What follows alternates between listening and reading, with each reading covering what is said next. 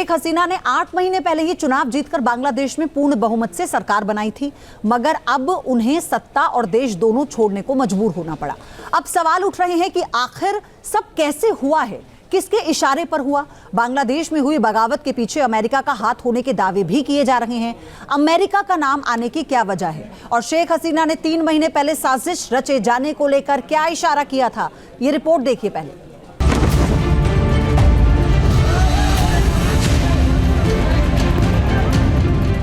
Sheikh Hasina warn कर रही थी कि उनको विदेशी ताकतों का खतरा है। अमेरिका चाहता है कि वहाँ पर सेंट मार्टिन आइलैंड के ऊपर वो कंट्रोल कर दिया जाए। फॉरेन पॉलिसी के मामले में अमेरिका के इशारों पर चलेगी। शेख हसीना इंडिपेंडेंट पॉलिसी चला रही थी।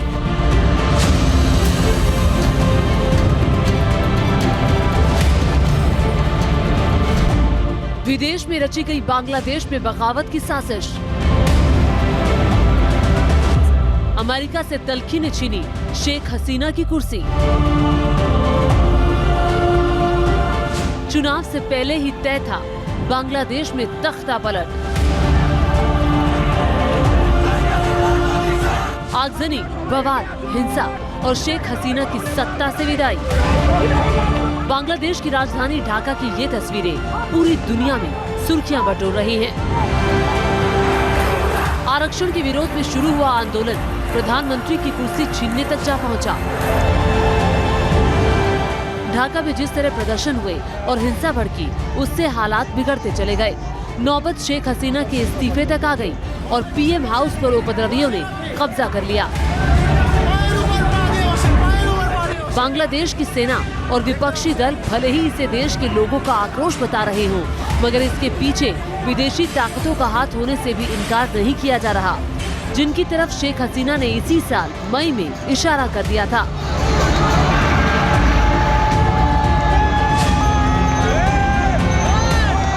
मई को शेख हसीना ने 14 राजनीतिक पार्टियों की एक बैठक ली थी, जिसमें उन्होंने नाम लिए बिना अमेरिका पर निशाना साधा था।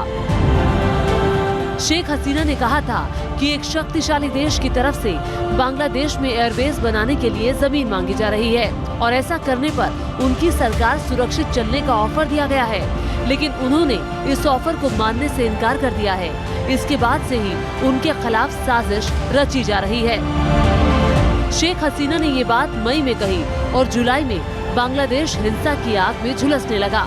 आरक्षण के विरोध में छात्र सड़कों पर उतरे और यही आंदोलन धीरे धीरे अराजक होता गया।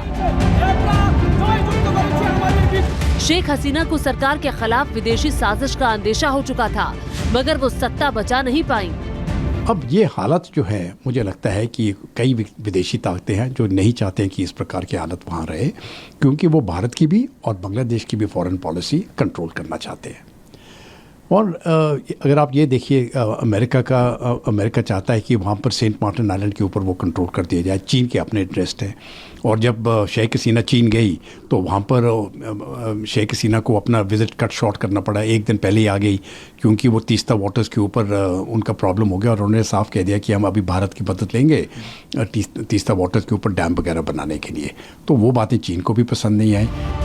बांग्लादेश में अमेरिकी दखल को लेकर पहले भी लगातार सवाल उठते रहे हैं। इस बीच बांग्लादेश में चुनाव हुए तो अमेरिका ने नतीजों को लेकर नाराजगी जताई थी।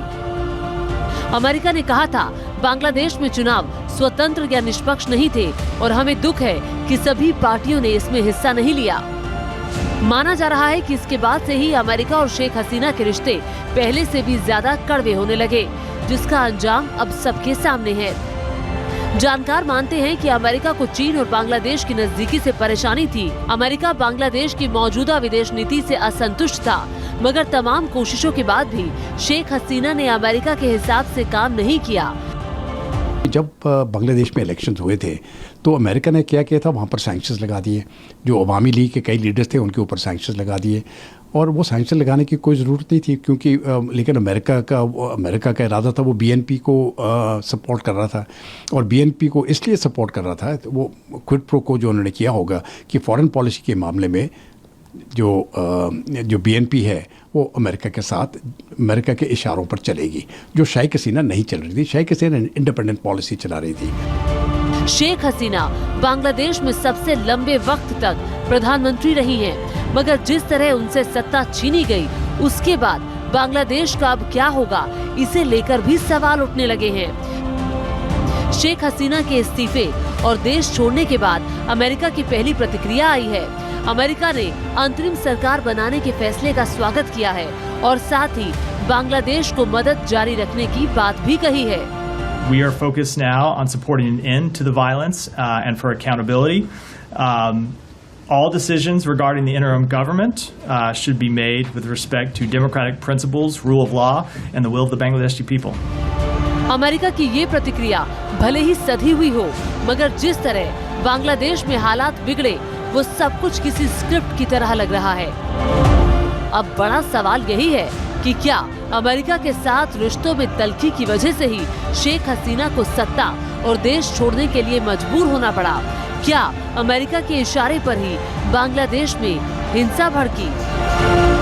बहरहाल सवाल कई हैं, मगर पुख्ता जवाब या तो शेख हसीना दे सकती है या वो दे सकते हैं जिनकी इस पूरे खेल में भूमिका रही है। Team news nation. सर, जब इससे पहले हम पाकिस्तान के सपोर्ट की बात कर रहे थे, पाकिस्तान अभी कितना बड़ा कितना छोटा मोहरा है ये तो हम सब जानते हैं, लेकिन अमेरिका का जो इसमें रोल सामने आया है वो ये बताता है कि अमेरिका का तो ये नेचर रहा है। हम इतिहास उठाकर भी देखेंगे, अगर उसे पता है कि छोटा सा देश है, मेरे इशारे पे नहीं चलेगा तो मुझे पता है कैसे डील करना है। देखिए, बांग्लादेश खास तौर पे आवामी लीग सरकार के खिलाफ अमेरिकन स्टेट एडमिनिस्ट्रेशन, खास तौर पे उसके विदेश मंत्रालय उसके विरुद्ध में रहा है और वो चाहते, उनका जो इंटरेस्ट, शेख हसीना खुद कहा था कि वो सेंट मार्टिन जो आइलैंड है वहाँ पे अमेरिका बेस बनाना चाहता है। अमेरिका भले डिनाई किया था, लेकिन अमेरिका वहाँ पे कोई ना कोई एक बेस बनाना चाहते हैं चाइना को टारगेट करके। लेकिन चाइना के साथ साथ इंडिया भी टारगेट में हो जाएगा। हमारा जो पूर्व जो आर्मी सेना अध्यक्ष थे नरवणे, उन्होंने पब्लिकली कहा कि हमें कोई तीसरी ताकत को बे ऑफ बंगाल, बंगाल का खाड़ी या भारत महासागर कहीं पे कोई बेस नहीं बनाना देना चाहिए। ये भारत के लिए, सिक्योरिटी के लिए भी कंसर्न है। तो अभी जो स्थिति है, इसलिए अमेरिका शायद हो सकता है, आप 71 का इतिहास देखिए तो अमेरिका, पाकिस्तान, चाइना वही एक्सिस था। आज वही दोबारा चाइना अभी तक पब्लिकली दिखाई नहीं दे रहा है, लेकिन चाइना पीछे तो ज़रूर है क्योंकि उनका इंटरेस्ट है बांग्लादेश में जी। वो अमेरिका के साथ भी वो प्रतिस्पर्धा में है कि कैसे वहाँ पे उनका पकड़ ज़्यादा हो। ऑलरेडी वहाँ पे एक बंदरगाह उसके हाथ में दे दिया था शेख हसीना ने, पायरा पोर्ट जी। वहाँ पे उन्होंने पावर प्लांट भी, अभी एक रेल लाइन भी बनाने का बात है, खुलना टू पायरा पोर्ट, जो भारत भी पहले बनाया, खुलना टू मंगला एयरपोर्ट। तो ये मंगला पोर्ट जो बंदरगाह है, ठीक है। तो इसलिए यहाँ पे एक सारे बांग्लादेश एक नया, आप कह सकते हैं कि नया थिएटर बन गया है ये।